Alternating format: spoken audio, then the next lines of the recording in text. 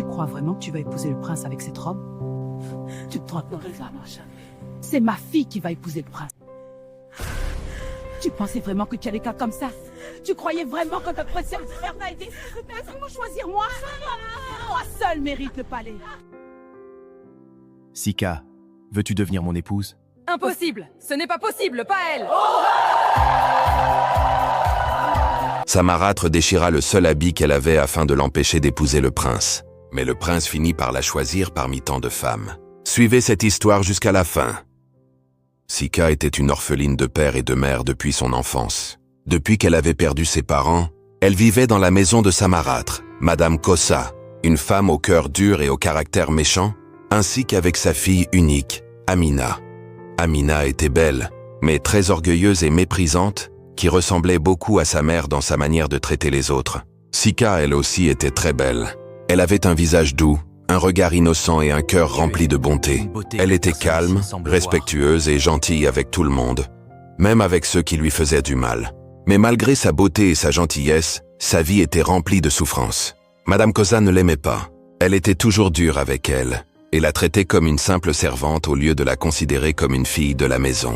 Pendant qu'Amina recevait de beaux vêtements, mangeait les meilleurs repas et passait ses journées à se reposer, Sika, elle, devait travailler du matin jusqu'au soir. Chaque jour, avant même que le soleil ne se lève, Sika devait se réveiller pour commencer les corvées de la maison. Elle lavait des montagnes de vêtements jusqu'à avoir les mains douloureuses. Elle allait chercher de lourds seaux d'eau au marigot. Elle balayait toute la cour, préparait les repas, nettoyait chaque pièce de la maison et transportait du bois sous le soleil brûlant. Et malgré tous ses efforts, Madame Kossa trouvait toujours une raison de lui crier dessus. « Travaille plus vite !» criait-elle souvent. Amina riait alors en ajoutant « Oui, travaille. Tu es née pour servir. » Sika baissait simplement la tête. « Oui, maman Kossa !» répondait-elle doucement. Certaines nuits, après avoir terminé toutes les tâches de la journée, Sika se retrouvait seule dans sa petite chambre sombre.